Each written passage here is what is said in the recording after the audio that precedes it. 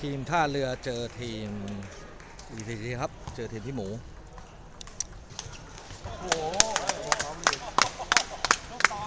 ฝากกดให้กูด้วยครับคุณออสผมมึงก็พอจบเซตมึงก็กดพัดนะครับกูนั่งไม่ได้เฮ้ยเดี๋ยวการบ้ายังไงครับนี่ครับกดพัดให้กูด้วยนะครับกูจะไปลงทูมูฟยูทูบที่อะไรเนี่ยยังไงกดเนี่ยเราจะปะพอจบเซตพอเริ่มเซตมึงก็กดใหม่อันนี้อัดอยู่อ่ะละโอเคให้ถึงเต็มชนะอยู่ทีมมึงต้องท็อปด้วยมึงท็อปหมุนดีตัดชัวร์เจอใครพี่หนูเสือกจริงๆนี่ไงมึงก็จบเกมปุ๊บมึงก็สต็อปตรงนี้อ๋อนี่กดเลยก็นั่งจริงเนี่ย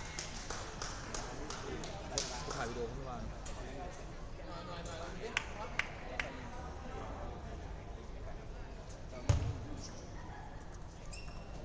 โย่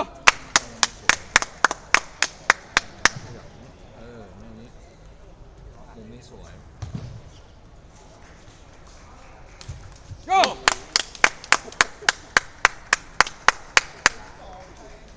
ลูกนี้สะอึกว่ะฟาดโฟลูกนี้สะอึกเลย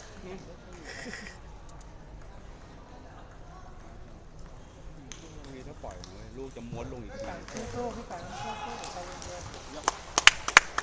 รับจังหวะอย่าลืมกดพัสฝากความหวังไว้ที่พี่เก่งโต้ผมอยากจะแช่น้ำมากเลยแต่การร้อนบ้านแล้ว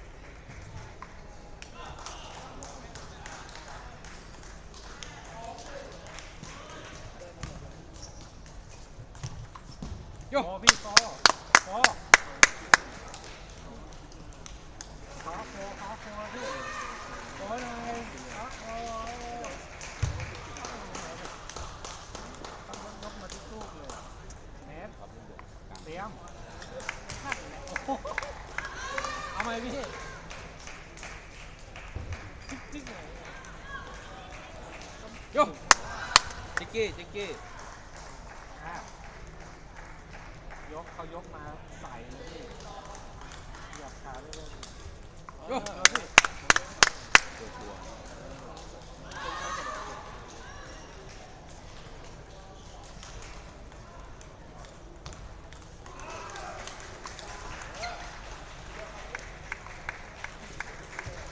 ต้อมไปด้วยนะผมแท็กซี่เลยผมไม่มีเพื่อนแต่ผมน่าจะนอนที่ผสมแล้วต้อมก็แต่ถ้าเกิดต้อมไม่ได้อาบน้ำไปที่ต้อมก็นอนผม3 คน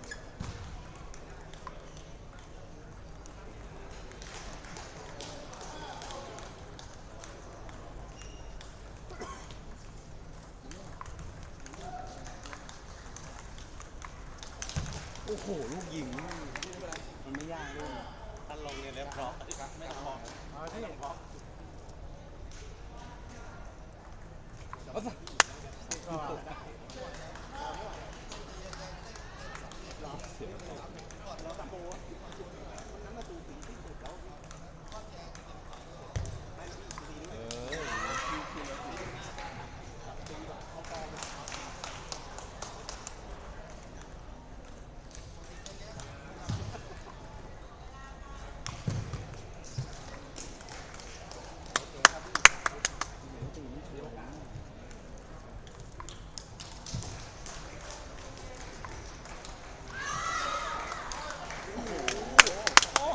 ฮ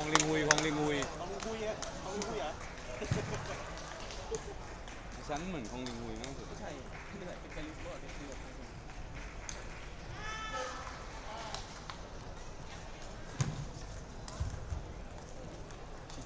กระโดดเอาไม้วางเรียน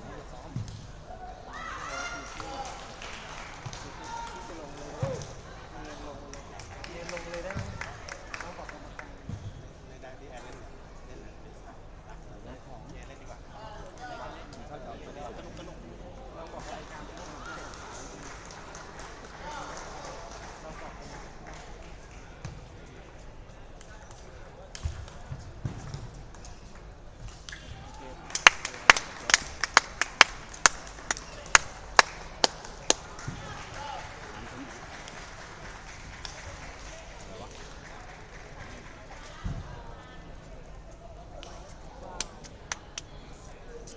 FC ได้ไหมฮะสนุก